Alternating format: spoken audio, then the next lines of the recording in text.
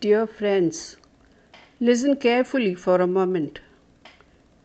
When you hear a single gunshot deep in a forest, it often means a wild animal has just lost its life.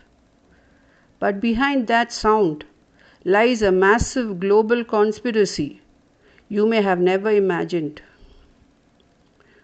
From Africa to Australia, wildlife smuggling mafias capture animals, trading ivory, horns, skins, turning nature's beauty into millions of dollars. To fight these global crimes, countries like the United States have long funded and supported anti-poaching missions around the world. But now, that funding has been suddenly cut off. Do you know what's happening to the world's wildlife because of it? That's exactly what we are uncovering today in this program. In 2019, in the small African nation of Malawi, an extraordinary thing happened. For years, a Chinese syndicate, the Linjiang Gang, had been trafficking elephant tusks, rhino horns, pangolin scales, even hippo teeth. But one day, the Malawian police caught the entire gang, and that's where the real story heats up.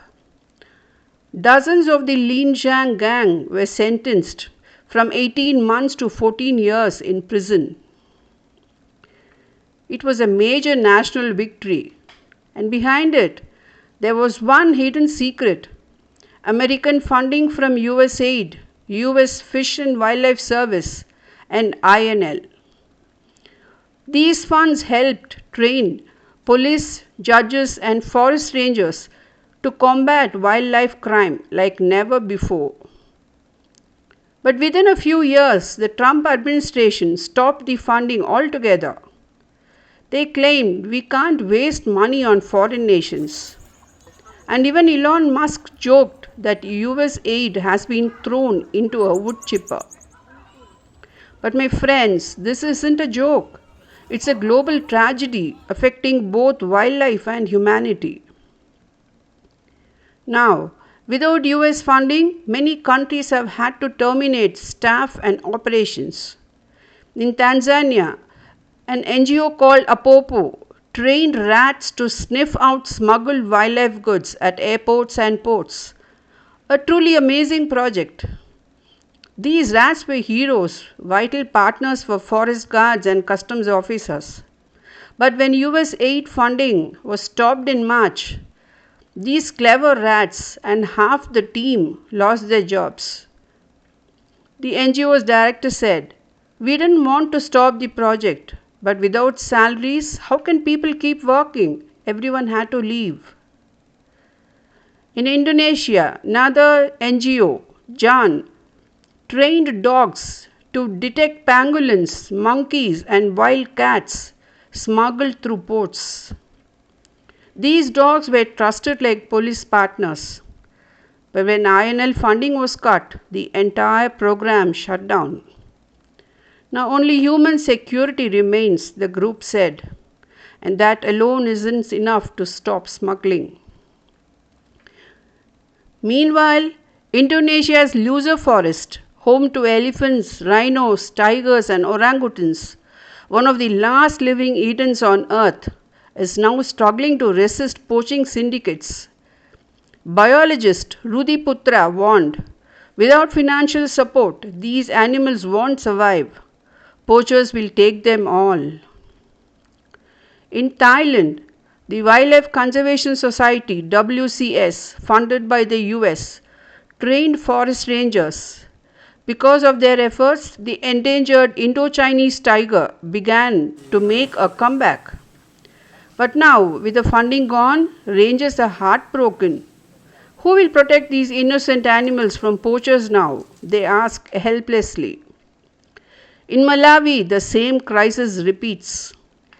In Kasungu National Park, 350 elephants were protected by 90 rangers, trained by IFAW, whose funding is now gone. Now, these elephants are once again poachers' targets. killed and wiped out one by one. And what are the results of these cuts? Rangers are losing jobs, NGOs are shutting down, Chinese trafficking gangs are back, stronger than ever. Wildlife trafficking is rising again. Elephants, rhinos, and tigers are in grave danger. This isn't a single nation's issue, it's a planet wide crisis. For decades, the US funded anti trafficking projects worldwide. Now that lifeline is gone. Without it, many nations are struggling to sustain local conservation. A scientist said, "These animals don't have time left, not until we humans start caring. Before our eyes, the poaching gangs will erase them." I can't imagine how the story ends. But what's happening feels like a warning from America to the world. Yes, stopping USAID funding was a government decision, but its impact is shaking forests, wildlife, and even humankind. Because when an elephant escapes a poacher alive, a forest stays alive. When a pangolin survives, an entire ecosystem continues to breathe. This story teaches us that to keep life alive on earth, money isn't enough. We need compassion and awareness. Without them, we lose nature's greatest creations, perhaps even before our own lives end. Friends, what we have heard isn't just a funding story.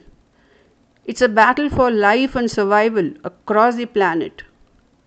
If a rhino in Africa survives, our planet takes another breath of life. That breath is now being suffocated, but there's still hope and action we can take. Let's spread awareness. Let's report wildlife crimes whenever we see them. Animals can't speak, so we must speak for them. That's the essence of humanity, the meaning of our own existence. To save animals is to save ourselves. So, raise your voice for wildlife. Thank you and see you in the next episode.